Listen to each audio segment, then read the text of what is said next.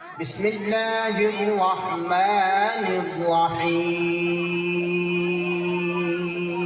حضرت شیخ نعیم صاحب حضرت امام تشریف رکھتے ہیں، نسل کا پروگرام زیادہ ہو رہا ہے تو آپ سمجھتے ہیں تبدیل کرنا میں شیخ بھائی شیخ نعیم صاحب سے گزارش کروں گا کہ چند منٹ میں اظہار خیال کرنا ہے،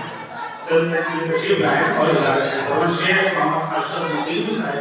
جو انجینئر ہیں انجینئر سے تشریف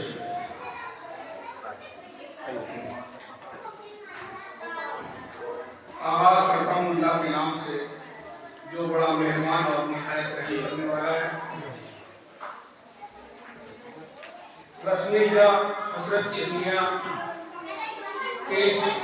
مبارک موقع پر میں سب سے پہلے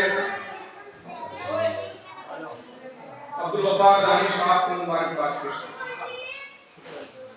عالی جناب صدر محترم مہمان خصوصی ڈاکٹر احتشام کرشنا صاحب، ڈاکٹر تہذیب ابرار صاحب اور نورپور معتبر سامعین کرام، عبدالغفار دانش صاحب کا میرا تعلق پچھلے 15 برس سے ہے۔ جب آپ دہلی میں ادارہ ادب میں اور انڈیا سیکریٹری ہوتے تھے اور دہلی ہیڈ کوارٹر پر بیٹھے، انور صدیقی صاحب کی معرفت ان سے تعلق ہوا اور وہ آج تک قائم ہے۔ ضلع بجنور کی مٹی وہ مٹی ہے جب اس مٹی کو اس ضلع سے باہر کی آب و ہوا لگتی ہے تو وہ سرسبز اور شاداب بن جاتی ہے، اور ایسے ایسے نام کوئی سی بھی فیلڈ ہو، اور خاص طور سے شعر و ادب کی وہ فیلڈ کا میدان جس نے اس ضلع بجنور کو ڈپٹی نذیر احمد دیا، جس نے اختر الایمان دیا، جس نے نشتر خانقاہی دیا، جس نے قرۃ الحیدر دی اور رفعت سرور دیے، ایسے ایسے نام جنہوں نے ہندوستان ہی نہیں بلکہ دنیا میں اپنے نام کمایا، ان کی شاعری اور ادب کو دوسری زبانوں کے اندر جو ہے وہ ترجمہ کیا گیا، اس کا ٹرانسلیشن کیا گیا۔ اگر اردو ادب جب بھی لکھا جائے گا اور اگر اس کے اندر سے ضلع بجنور کو آپ نکال دیں گے تو وہ ادب ہندوستانی ادب نہیں کہلاتا۔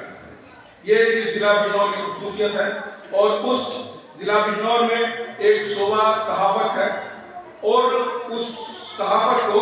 شروع کے دنوں سے ہی ہندوستان کے لیے اردو صحافت ہے، اس میں شروع سے ہی ضلع بجنور کا بڑا اہم مقام رہا ہے۔ مدینہ جیسا اخبار جس کو جو 1912 میں شروع ہوا اور اس کا سرکولیشن اس زمانے میں 12 ملکوں میں جاتا ہے، آج تمام اخبار نکالتے ہیں اس کا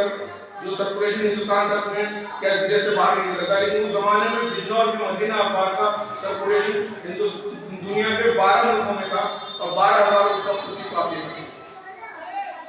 یہ ضلع بجنور اور اسی روایت کو آگے بڑھاتے ہوئے عبدالغفار دانش صاحب آج کل اردو صحافت کر رہے ہیں، ایک مضمون لکھتے ہیں کہ کم سے کم آپ یقین شاید نہ مانیں 550 اخبارات میں وہ جاتا ہے، 550 اخبارات میں وہ اخبار میں جاتا ہے، اور کم سے کم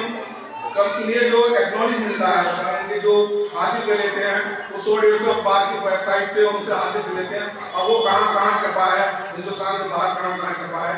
یہ کوئی بڑا کام ہے۔ اور مستقل یہ نہیں کہ سال میں 1-2 مضمون اس طرح کے دیے، لیکن مستقل ہفتے میں 2-3 مضمون ان کے آتے ہیں اور لوگ اسے پسند کرتے ہیں۔ جہاں تک شاعری کا تعلق ہے، نور ہیرا لکھا پہلا ناطق مجموعہ کا نام آیا، اس نے شرف قبولیت حاصل کی، اتر پردیش اردو اکیڈمی نے انہیں اعزاز سے نوازا، عالمی یوم اردو اور Urdu development society organisation Urdu development organisation Delhi نے عبدالغفار دانش صاحب کو ایک عالمی اعزاز سے نوازا، اور حال ہی میں اردو کی دنیا جو کتاب آئی ہے وہ بھی ایک اس ضلع کے لیے ادب اور شعر و ادب کا ایک سرمایہ ہے۔ ان کی شاعری کے چند نمونے پیش کر کے میں اپنی بات ختم کرتا ہوں کہ زندگی کے واسطے روشن دریچے دے گیا، زندگی کے واسطے روشن دریچے دے گیا، جاگتی آنکھوں کو وہ سپنے سنہرے دے گیا، اور جاتے جاتے